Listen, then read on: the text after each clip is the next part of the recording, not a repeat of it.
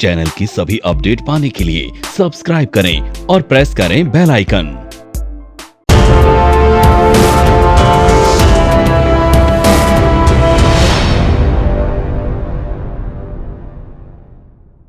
घर बैठे stock trader बने with IFMC Institute of Financial Market Courses. Join IFMC online programs to invest and trade successfully in stock market. Call 9870-510-511 or visit www.ifmcinstitute.com.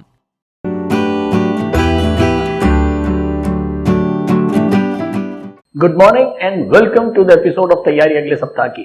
दोस्तों, मेरे पास बहुत सारे लोगों के कमेंट्स आ रहे हैं जो मैंने अभी लास्ट वीक में देखा। लोगों की एक शिकायत है कि सर आप ट्रेडर्स के बारे में तो बहुत कुछ बताते हैं, ट्रेडिंग कैसे करनी है वो आप बताते हैं, लेकिन इन्वेस्टर्स का आप ध्यान नहीं रखते हैं।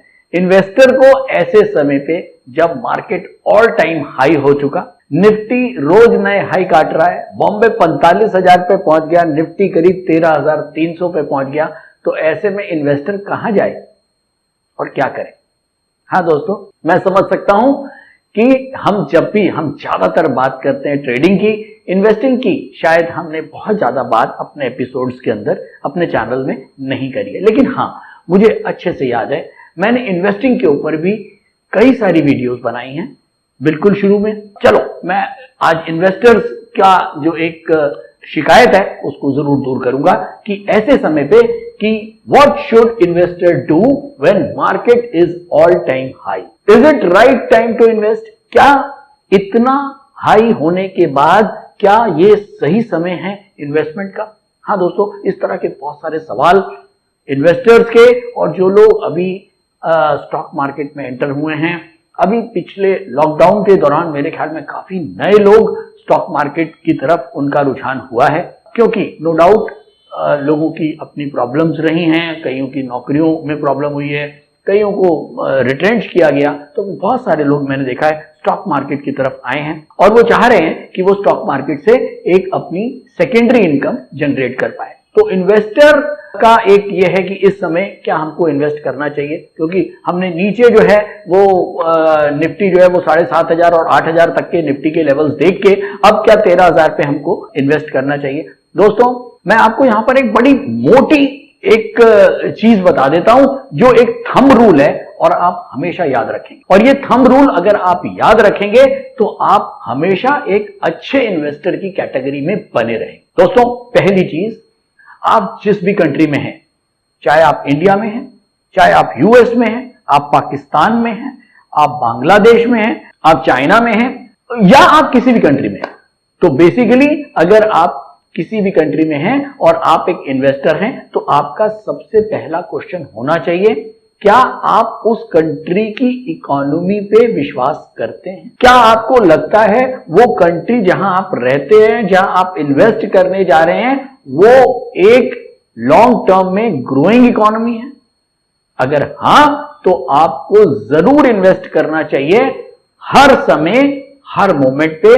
इन्वेस्टिंग के कोई भी जो समय है वो बुरा नहीं होता अगर वो जो कंट्री है उसकी जो इकोनॉमी है वो अगर ग्रोइंग है, और इसी का वाइस वर्सा।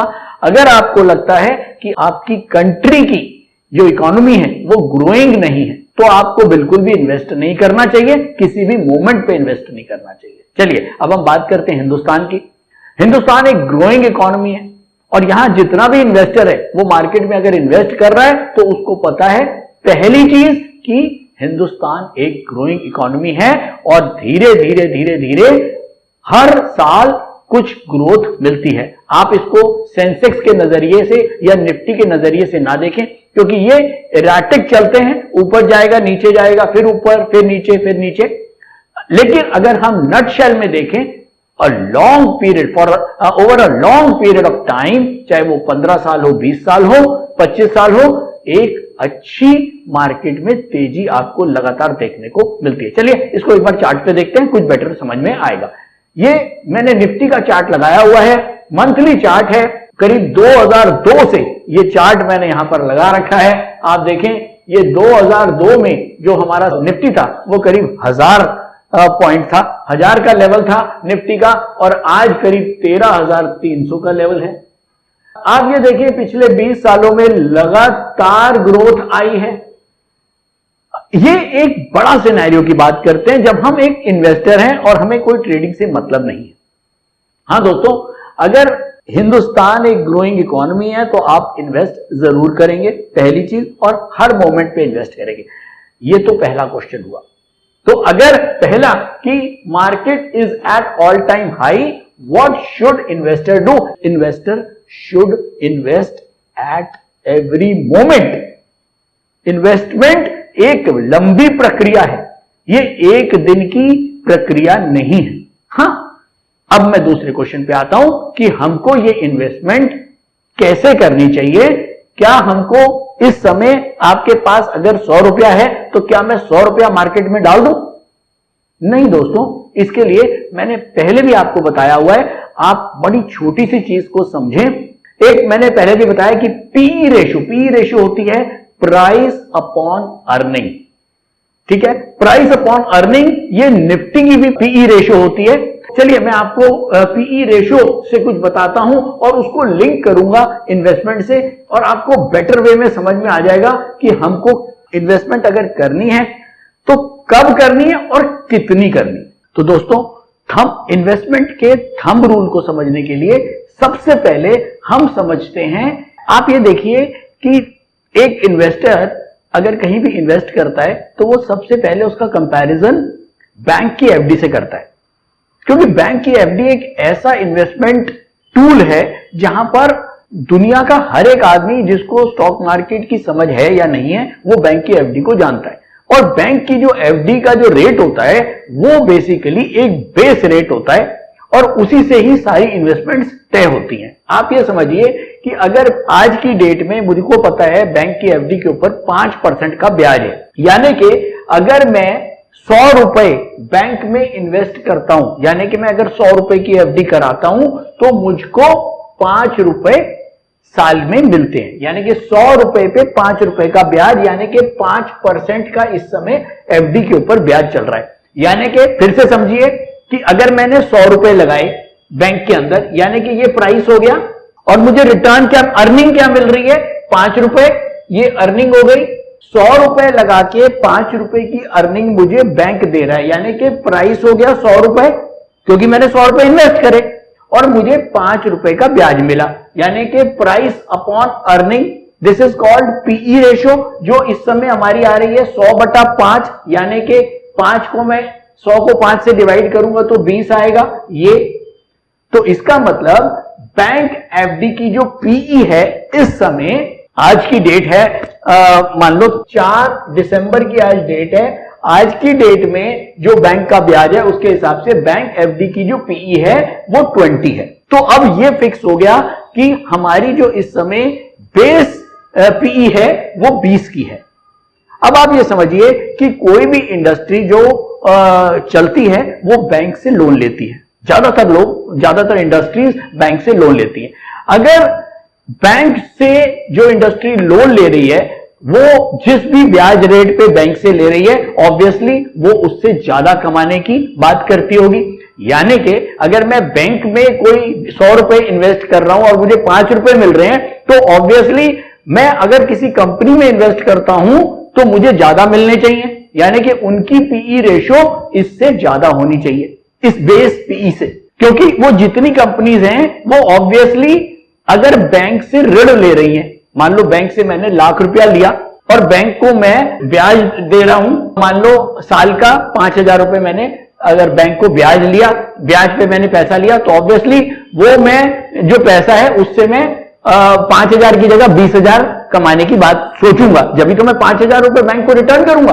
तो सेम वे अगर हम ये जो लोएस्ट जो बेस पीई है हम इसको 20 की मानते हैं, और ऑब्वियसली हम ये मान के चलेंगे क्योंकि इंडस्ट्री जो है वो बैंक से लोन लेके काम करती है और वो लोन चुकाएगी जब वो इससे ज्यादा पीई पे प्रॉफिट कमाएगी, यानी कि उसका प्रॉफिट्स ज्यादा होंगे। ऑब्वियसली कंपनी के या इंडस्ट्री के या निफ्टी के या सेंसेक्स का जो पीई है वो इससे ज्यादा होना चाहिए।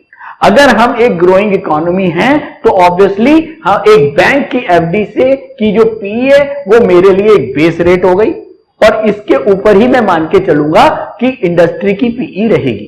तो दोस्तों अब थंब रूल क्या है कि बेस पीई इस समय मान लो मेरी 20 है, तो जब भी निफ्टी की पीई मैं मान रहा हूं इंडस्ट्री की पीई, क्योंकि निफ्टी जो है वो 50 स्टॉकों का एक बंच है और निफ्टी की पीई जब भी 20 के पास आएगी तो मेरे लिए बेस्ट अपॉर्चुनिटी होगी मार्केट में पैसा लगाने की। लेकिन ऐसा भी नहीं है कि अगर इसके ऊपर निफ्टी की पीई है तो मुझे पैसा नहीं लगाना चाहिए, लेकिन तब भी मैंने आप लोगों के लिए कुछ सिंप्लीफाइड कर दिया है, आप लोग चाहे तो नोट करें। अगर आपकी जो निफ्टी की पीई है वो 32 के ऊपर है, 32 के ऊपर है, तो आपको अपने 100 रुपए में 20 रुपए को इन्वेस्ट करना चाहिए, 80 रुपए आपको कैश रखना चाहिए या एफडी में रखना चाहिए या बॉन्ड्स में लगा दो, मतलब सेफर इंस्ट्रूमेंट्स में लगाओ। अगर आपकी निफ्टी की जो पीई है वो 32 के ऊपर है तो आपका रेशो होगा 20% इन्वेस्टमेंट करो और 80% जो पैसा है उसको आप किसी ऐसी जगह रखो जहां आपके जो है वो आपको रिस्क के बहुत ज्यादा चांसेस ना हो। लिक्विड में डाल सकते हो, एफडी में डाल सकते हो। अगर निफ्टी की पीई 26 और 30 के बीच में है तो आपको अपने पैसे का 40% इन्वेस्ट कर सकते हो और 60% पैसा आप लिक्विड फंड में या एफडीज में या कैश में रख सकते हो। अगर निफ्टी की पीई 22 और 26 के बीच में होती है तो आपको 60% पैसा इन्वेस्ट कर सकते हो और 40% पैसा को आप लिक्विड फंड में रखो। अगर 18 और 22 की पीई होती है तो आप सबसे ज्यादा यानी कि 80% तक इन्वेस्ट कर सकते हो और 20% पैसे को केवल आप लिक्विड, एफडी या कैश में रख सकते हो। इसके बाद अगर 18 के भी नीचे निफ्टी चली जाती है तो आप 90% इन्वेस्टमेंट कर सकते हो अपनी और 10% को आप कैश में या एफडीज में या बॉन्ड्स में रख सकते हो। तो दोस्तों इस तरह से हमको मैनेज करके चलना चाहिए कि हमें कभी भी कोई पैनिक सिचुएशन हो तो उसमें हमें नुकसान ना हो और हम उस पैनिक का फायदा उठा पाए। चलिए मैं आपको यहां पर चार्ट पे दिखाता हूं। आप ये देखिए मैंने यहां पर मार्क कर दिए, ये मंथली कैंडल्स हैं निफ्टी की। आप ये दूसरी बड़ी बात, ये पीई रेशियो आप अगर गूगल पे डालेंगे पीई रेशियो ऑफ निफ्टी तो आपको लिंक मिल जाएगा, आप एनएससी की साइट पे जा सकते हो, वहां पर आपको रोज की पीई आप उनको देख सकते हो। मैंने यहां पर लिख दिया है, ये मैंने जनवरी की कैंडल से पीई लिखी है। ये जनवरी में निफ्टी की पीई 28 थी, फरवरी में 26 थी, मार्च में 20 थी, अप्रैल में 20, मई 22, मई के बाद मई, जून, जुलाई, अगस्त, सितंबर, अक्टूबर, नवंबर में इसकी 35 पीई हो गई और अब दिसंबर में करीब 36 की पीई चल रही। तो दोस्तों मैंने पहले भी अपने वीडियोस में बताया हुआ है, एक इन्वेस्टर को कोई अपॉर्चुनिटी नहीं छोड़नी चाहिए। जब उसके पास पैसा है तो वो उसको इन्वेस्ट कर सकता है। हाँ, उसको केवल टाइमिंग, मैं जो बार बार टाइमिंग की बात करता हूं, टाइमिंग को सिलेक्ट करना है। आज की डेट में अगर कोई पूछे कि क्या अगर इतना मार्केट बढ़ गया है तो मुझे कितना इन्वेस्ट करना चाहिए, तो अगर कोई नया इन्वेस्टर है जो 100 रुपए मार्केट में लेके आ रहा है उसको इस समय, क्योंकि 32 से ऊपर है, आज जो निफ्टी की पीई है वो 36 है, तो मेरे हिसाब से उसको केवल 20% पैसा मार्केट में डाल देना चाहिए और बहुत ज्यादा सोचने की जरूरत नहीं है। ये तो बात आई कि मुझको कब इन्वेस्ट करना है। तो दोस्तों ये तो आपको समझ में आ गया होगा बहुत क्लैरिटी के साथ कि हाँ, हमको ऐसा कुछ वो नहीं है कि मार्केट अगर खूब तेज हो गया तो मुझे इन्वेस्ट करना ही नहीं है। नहीं, अगर आपकी निफ्टी की पीई 32 के ऊपर है तो आप कम इन्वेस्ट करो, नीचे आता जाए तो आप अपनी इन्वेस्टमेंट बढ़ा सकते हो। देखिए यहां पर अगर हम वापस चलते हैं, जब जनवरी में 28 की पीई थी, अगर किसी ने उस समय लिया तो उस समय उसने 28 की पीई पे 40% पैसा डाला जो मैंने आपको बताया। उसके बाद जब ये 20 और 22 की यानी कि ये है करीब मार्च, अप्रैल, जून, मार्च, अप्रैल, मई में जब 20 के आसपास की पीई आ गई तो ये देखिए 18 से 22 में वो 80% अपना इन्वेस्टमेंट कर सकता है और 20% जो है उसने अपना पैसा कैश में रखा होगा। तो बेसिकली एक व्यक्ति जो मार्केट में लगातार एक सिस्टमैटिक वे में पैसा लगा रहा है वो ही मार्केट से सही ढंग से पैसा कमा सकता है। ऐसा ना करें बिल्कुल भी कि आप जब भी मार्केट में आए और कभी भी पूरा पैसा लगा दें, ये बिल्कुल गलत है। हमेशा पैसे को पार्ट्स में लगाएं। ये खास तौर पे आज का जो टॉपिक है हमने बिल्कुल बिगनर्स के लिए लिया है, इन्वेस्टर्स के लिए जो बिल्कुल स्टार्ट कर रहे हैं उनके लिए लिया है। तो मेरे ख्याल में आपको बहुत कुछ समझ में आया होगा। तो अब हम सीधा चलेंगे अपने टॉपिक, अपने एपिसोड तैयारी अगले सप्ताह। तो दोस्तों अब हम बात करेंगे 7 दिसंबर से लेकर 13 दिसंबर तक नेक्स्ट वीक में मार्केट किस तरह की चाल को लेगा।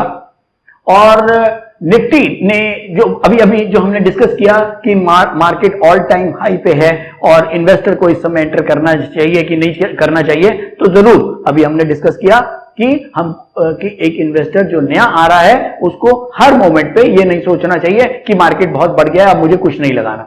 तो अगर आप बिल्कुल नए हो तो आपको किसी भी मोमेंट पे आप जो मैंने आपको चार्ट दिखाया था उसके हिसाब से आप अपनी इन्वेस्टमेंट को कर सकते हो। उसके बाद अगर हम देखें फ्राइडे को निफ्टी बंद हुआ 13,260 करीब 200 पॉइंट ऊपर, क्रूड 3385 बंद हुआ है करीब 55 पॉइंट ऊपर। मार्केट में पिछले हफ्ते 4 दिन का सेशन था, मंडे छुट्टी थी और 4 दिन के सेशन के अंदर करीब 200 पॉइंट निफ्टी बढ़ा। सेम कोई बड़ी न्यूज मार्केट में नहीं थी, ओवरऑल ट्रेंड अपवर्ड था। केवल 2 बड़ी न्यूज जो लगातार पिछले हफ्ते से मैं डिस्कस कर रहा हूं कि वैक्सीन के ऊपर प्रोग्रेस हो गई है, वैक्सीन आने वाली है, मोदी जी का भी राष्ट्र के नाम संदेश आ चुका है कि वैक्सीन जल्द ही आ जाएगी। ये एक पॉजिटिव न्यूज है जिसकी वजह से लगता है कि अगर वैक्सीन आती है तो वापस हमारी इकोनॉमिक जो एक्टिविटीज हैं, इकोनॉमी जो है वापस ट्रैक पे आएगी और ये एक पॉजिटिव मार्केट के लिए था। इसके बाद अगर हम बात करें जो लास्ट वीक हमने प्रेडिक्शन दिया था उसमें शॉर्ट पोजिशनल यानी कि डेली के ऊपर हम बेरिश थे, पोजिशनल के ऊपर हम बुलिश थे और लॉन्ग पोजिशनल के ऊपर हम बुलिश थे। तो चलिए हम चार्ट पे चल के देखते हैं और देखते हैं कि मार्केट ने हमारे लेवल्स को इस बार भी वही सम्मान दिया जो हर बार देता है। चलिए तो दोस्तों ये हमने लेवल मार्क कर दिए हैं। 11,690 का मंथली सपोर्ट मैंने बताया था, 12,960 का ये वीकली सपोर्ट था और डेली रेजिस्टेंस था हमारा 13,012। अब मार्केट ने मंडे को मार्केट बंद थी, ये हमारी ट्यूसडे की कैंडल है, मैं इसको यहां ऊपर लिख देता हूं, ये हमारी ट्यूसडे की कैंडल है, ये वेडनेसडे, ये थर्सडे और ये फ्राइडे। दोस्तों आपने देखा कि ट्यूसडे को मार्केट हमारे रेजिस्टेंस लेवल के ऊपर खुली और ऊपर ही बंद हुई, इंट्राडे एक बार नीचे आई। आप देखें अगर ये और एग्जैक्टली हमारा जो सपोर्ट था 12,960 यहां पर टच किया इसने। चलिए एक काम करते हैं, इसको हम आवरली चार्ट पे देखते हैं, बेटर समझ में आएगा।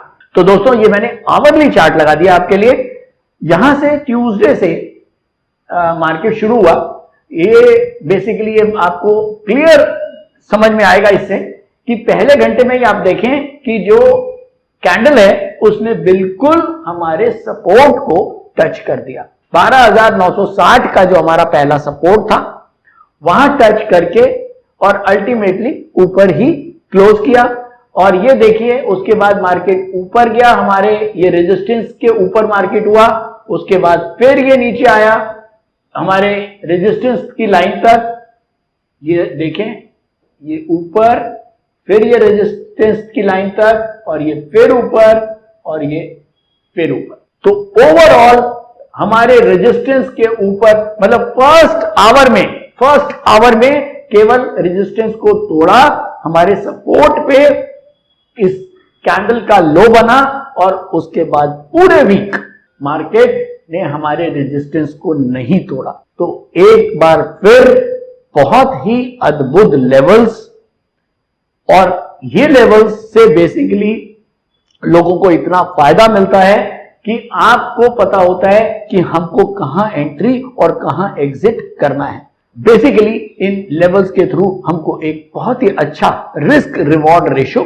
देखने को मिल जाता है, क्योंकि जब भी निफ्टी जो है वो लेवल्स के क्लोज आती है आप वहां पर अपनी क्वांटिटी ले सकते हैं और जैसे ही अगर वो ऊपर की तरफ जाता है तो आप अपनी क्वांटिटी से प्रॉफिट को बुक कर सकते हैं। तो दोस्तों एक बहुत बढ़िया चार्ट लास्ट वीक का। चलिए आगे चलते हैं और कुछ न्यूज की डिस्कस करते हैं कि क्या कुछ नेक्स्ट वीक न्यूज और डाटा और इवेंट्स हैं जो आने वाले हैं, और उसके बाद कंक्लूड करने की कोशिश करेंगे कि नेक्स्ट वीक मार्केट कैसा रहेगा। तो सबसे पहले न्यूज एनालिसिस में के सेक्शन में हम एक व्यू बनाएंगे। जैसे कि आपको पता है जो हमारा कोर्स है made market analysis bye data and event, उसके थ्रू हम बेसिकली जो न्यूज एंड डाटा है उसके बेसिस पे एक व्यू बनाने की कोशिश करते हैं।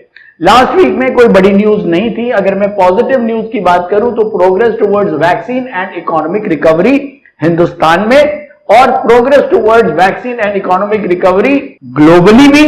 इसके अलावा prospects of large US economic package, US के अंदर एक इकोनॉमिक पैकेज की बात लगातार चल रही थी कई हफ्तों से।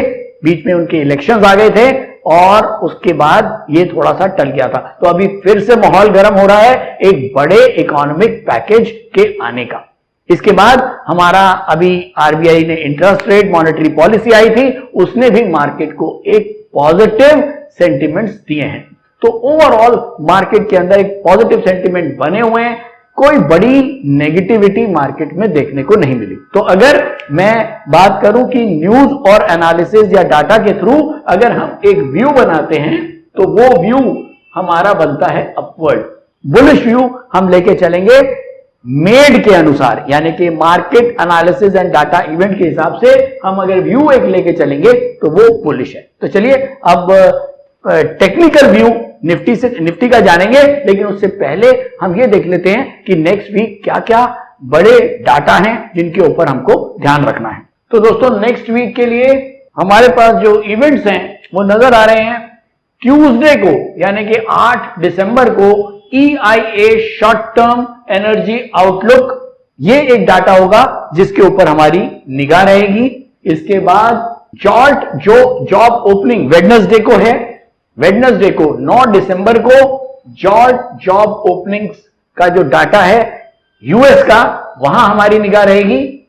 इसके बाद 10 दिसंबर को कोर सीपीआई के नंबर्स आएंगे यूएस के, यहां पर हमारा ध्यान रहेगा। और इनिशियल जॉबलेस क्लेम ये भी थर्सडे को 10 दिसंबर को, ये दोनों डाटा होंगे जिनके ऊपर हमारे को ध्यान रखना है। इसके बाद फ्राइडे को अगर हम इंडिया की बात करें तो एक तो फॉरेक्स रिजर्व के नंबर्स आएंगे फ्राइडे को, जहां हमारा ध्यान रहेगा। इसके अलावा सीपीआई के नंबर्स आएंगे इंडिया में, जहां हमारा ध्यान रहेगा। और इसके अलावा क्यूमुलेटिव इंडस्ट्रियल प्रोडक्शन के नंबर्स होंगे, इंडस्ट्रियल आईआईपी नंबर्स आएंगे, मैन्युफैक्चरिंग आउटपुट का जो डाटा है वो हमारे को फ्राइडे को देखने को मिलेगा। अगर मैं हिंदुस्तान की बात करूं तो पूरे हफ्ते केवल फ्राइडे को ही हमारे यहां कुछ बड़े हमको नंबर्स, इवेंट्स, डाटा देखने को मिलेंगे, लेकिन वीक के दौरान और कोई बड़ी चीज नहीं है। और एक पीपीआई नंबर्स हमको और देखने को मिलेंगे फ्राइडे को यूएस में।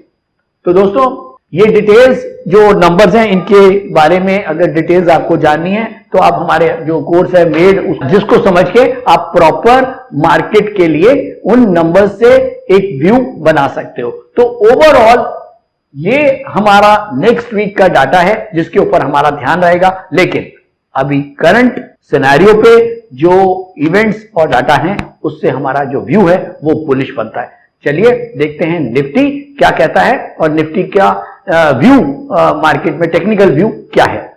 नमस्कार, मेरा नाम बुध प्रकाश है और पिछले 5 सालों से मैं स्टॉक मार्केट में ट्रेड कर रहा हूँ और मार्केट से मुझे निराशा ही हाथ लगी। फिर एक दिन मैंने IFMC की UDTS स्ट्रेटेजी का YouTube पर वीडियो देखा और मैंने इस कोर्स को 3600 रुपए में ऑनलाइन किया, तो आज मेरा ट्रेड करने का अंदाज ही बदल गया। थैंक यू IFMC, मुझे ट्रेड करना सिखाया और मेरा कॉन्फिडेंस रीगेन करवाया। Call 9870-510-511 or visit www.ifmcinstitute.com। Nifty के व्यू के लिए हम आ गए हैं अपने UDTS इंट्राडे स्क्रीनर पर, और स्क्रीनर के अंदर जो हमारा निफ्टी मीटर है वो हमको अगेन मार्केट को दोबारा ग्रीन जोन में दिखा रहा है, जो कि क्लियर इंडिकेशन बुलिश इंडिकेशन दिखा रहा है। आप लोगों ने देखा होगा पिछले कई हफ्तों से ये जो निफ्टी मीटर है, सेंटीमीटर है, ये हमको लगातार मार्केट को बुल रन में दिखा रहा है और लगातार मार्केट बढ़ रही है। तो चलिए चलते हैं निफ्टी के लेवल्स पर। निफ्टी के लेवल्स नोट करेंगे, जल्दी से नोट करें। निफ्टी डेली बुलिश है जिसका सपोर्ट है 13,177। निफ्टी वीकली भी बुलिश है जिसका सपोर्ट है 13,062। निफ्टी मंथली भी बुलिश है जिसका सपोर्ट है 11,697। ये लेवल्स नोट करें। उसके बाद हम चलते हैं सीधा बैंक निफ्टी पर। बैंक निफ्टी के लेवल्स नोट करें। बैंक निफ्टी डेली अपवर्ड है जिसका सपोर्ट है 29,573। वीकली भी अप है जिसका सपोर्ट है 29,844 और मंथली भी अप है जिसका सपोर्ट है 24,367। तो बैंक निफ्टी और निफ्टी का मंथली, वीकली, डेली तीनों ही अपवर्ड है। तो अगर हम एक व्यू बनाते हैं, मार्केट का टेक्निकल व्यू बनाते हैं, तो वो भी अपवर्ड बन गया। तो अब कंक्लूजन में हमारे पास आया कि मेड यानी कि market analysis bye data and event के हिसाब से भी जो व्यू बनता है वो अपवर्ड बन रहा है। इसके अलावा जो निफ्टी का टेक्निकल व्यू है, मार्केट का जो टेक्निकल व्यू है, वो भी अपवर्ड है। अगर दोनों व्यू हमारे मैच करते हैं तो हम आपको पता है कि हमको किस तरह का स्टांस नेक्स्ट वीक के लिए लेना है। चलिए चलते हैं नेक्स्ट वीक के चार्ट्स पर और कंक्लूड करने की कोशिश करते हैं कि नेक्स्ट वीक मार्केट कैसा रहेगा। तो चलिए दोस्तों, चार्ट्स पे आ गए हम।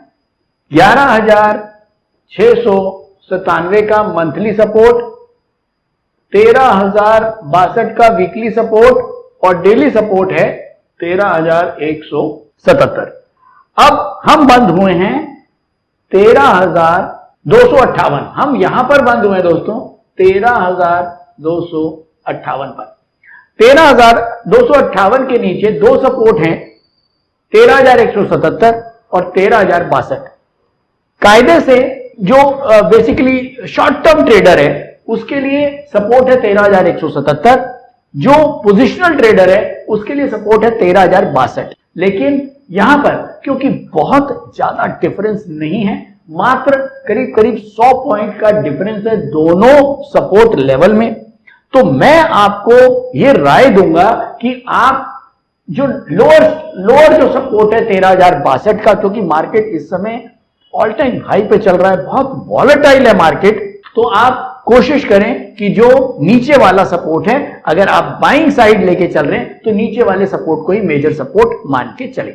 तो अगर आप बहुत ज्यादा नहीं रिस्क लेना चाहते हैं तो आप 13,177 के ही सपोर्ट को जो शॉर्ट टर्म ट्रेडर है वो लेके चले, और नहीं तो 13,062 मेरे हिसाब से मेजर सपोर्ट लेवल होगा। इसके ऊपर ना तो आपको सेलिंग करनी है और अगर आपको बाइंग करनी है तो हर हालत में 13,062 के ऊपर ही निफ्टी होना चाहिए, और इंट्राडे जो पैरामीटर्स हैं वो भी अगर बुलिश होते हैं तो आप बाइंग का ट्रेड ले सकते हैं। और हर हालत में 13,062 और 13,177 का जो सपोर्ट लेवल है इनको मेंटेन करें, क्योंकि अगर सावधानी हटी तो दुर्घटना घट जाएगी। रीजन क्या है कि अगला सपोर्ट लेवल 11,697 का है, जो कि अगला जो हमारा ये सपोर्ट है ये वाला, ये है 11,697, करीब करीब 1,600 पॉइंट का डिफरेंस। दोस्तों 1,600 पॉइंट बहुत बड़ा गैप होता है, तो शायद ये लेवल्स आपको बता रहे हैं कि बहुत ही मार्केट में संभल के काम करना है। और जब हम एक अलार्म लेके चलते हैं तो और हम बहुत कॉशियस होके चलते हैं तो शायद हमारी गलतियों की संभावना कम होती है, और अगर गलती हो भी जाती है तो हम एक छोटा नुकसान देके मार्केट से निकल सकते हैं। मैंने अभी आपको बताया मार्केट का पीई रेशो इस समय 36 के पार है, बहुत ज्यादा पीई रेशो है। नो डाउट चीजें बहुत ज्यादा महंगी लग रही हैं, लेकिन देखिए मार्केट का हाई कोई प्रिडिक्ट नहीं कर पाता और ना कर सकता है। तो ये जैसे निफ्टी का चार्ट मैंने मंथली का लगाया है, इसमें आप देखें ये करीब 2008 में निफ्टी का जो लेवल था वो करीब 2500 के आसपास था और अब जो है वो 13,500 है। अगर अगर किसी ने यहां पर जब लिया होगा इस लेवल के ऊपर, मार्केट हाई बना होगा 6,000 का, लेकिन उनके सामने आगे का चार्ट तो है नहीं, उनको ये पता है कि 6,000 का हाई है और उनको ये दिख रहा होगा यार मार्केट 3,000 से बढ़ के 6,000 हो गया, अब कितना बढ़ेगा। लेकिन मार्केट ने वहां से थोड़ा सा डिप देके और फिर मार्केट ने नए हाई बनाए, मार्केट पहुंच गया 9,000। फिर उसके बाद जो यहां पर लोग होंगे तो उनको लग रहा होगा कि मार्केट जो है वो 3,000 से बढ़ के पहले 6,000 हुआ और अब वापस जो है वो 9,000 आ गया, top index, all time high. तो यहां पर पैसे कौन लगाए।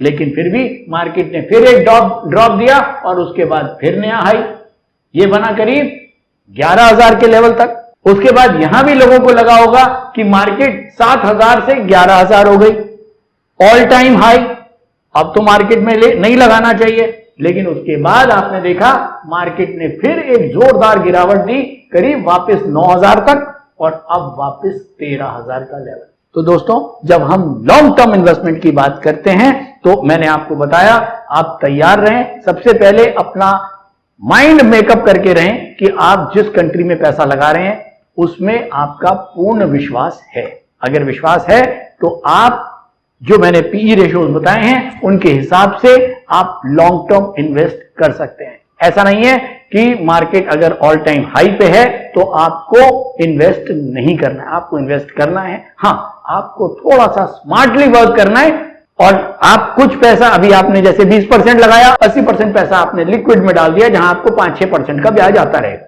इसके बाद मार्केट ने कहीं भी क्रैश किया और इसकी निफ्टी की पीई रेशियो वापस 26 और 28 तक गई तो आपने 20% को बढ़ा के 40% कर दिया। उसके बाद 26 के बाद मार्केट मान लो निफ्टी की जो पीई है वो 22 और 20 पे आ गई। हो सकता है ये साल भर के बाद हो सकता है इस चीज में 2 साल लग जाए। तो जब वो 20 की पीई आएगी तो आपका जो पैसा 40% इन्वेस्ट है आप उसको 60% या 80% पे लेके जा सकते हो। तो दोस्तों, इसी तरह से मैंने आपको बताया कि इन्वेस्टिंग एक लॉन्ग टर्म प्रोसेस है, एक दिन में इन्वेस्टिंग कंप्लीट नहीं हो सकती। तो दोस्तों, आज के लिए इतना ही। उम्मीद करता हूं आपको एपिसोड पसंद आया होगा। बहुत सारे कमेंट्स आपके आते रहते हैं, लाइक करते रहिए, शेयर करते रहिए। आपके कमेंट्स का हम जवाब देते रहेंगे और उनके ऊपर लगातार वीडियोस बनाते रहेंगे। थैंक यू दोस्तों। Online course by IFMC best e-learning platform. हमारे ऑनलाइन कोर्सेज को आप 1 by 1 और कॉम्बो पैक दोनों तरह से ले सकते हैं, जिसके लिए आपको हमारी वेबसाइट www.ifmcinstitute.com पर लॉगिन करना होगा, जहां पर आप कॉम्बो पैक कोर्सेज का बेनिफिट ले सकते हैं, जिनको हमने 3 कैटेगरी में डिवाइड किया है। 1 quick trader, 2 stock market for traders, 3 stock market for professionals. Quick trader combo pack intraday and positional segment के लिए है, जिसमें आपको stock market for beginners plus unidirectional trade strategy courses का पैक मिलता है, जिसका प्राइस 7200 रुपए है। स्टॉक मार्केट फॉर ट्रेडर्स ये कॉम्बो पैक एडवांस ट्रेडिंग के लिए IFMC ने तैयार किया है, जिसमें आपको stock market for beginners plus unidirectional trade strategy plus technical analysis plus option strategy courses का पैक मिलता है, जिसका प्राइस 14,400 रुपए है। स्टॉक मार्केट फॉर प्रोफेशनल्स ये कॉम्बो पैक एडवांस ट्रेडिंग और लॉन्ग टर्म इन्वेस्टमेंट के लिए IFMC ने खास तौर पर तैयार किया है, जिसमें आपको stock market for beginners plus unidirectional trade strategy plus technical analysis plus option strategy plus fundamental analysis courses का पैक मिलता है, जिसका प्राइस 18,000 रुपए है। इन कॉम्बो पैक को लेने के लिए आपको हमारी वेबसाइट www.ifmcinstitute.com पर लॉगिन करना होगा या YouTube डिस्क्रिप्शन में दिए गए लिंक पर क्लिक करके आप इन कॉम्बो पैक कोर्सेज को परचेज कर सकते हैं या नीचे दिए गए नंबर पर कॉल कर सकते हैं 9870510511।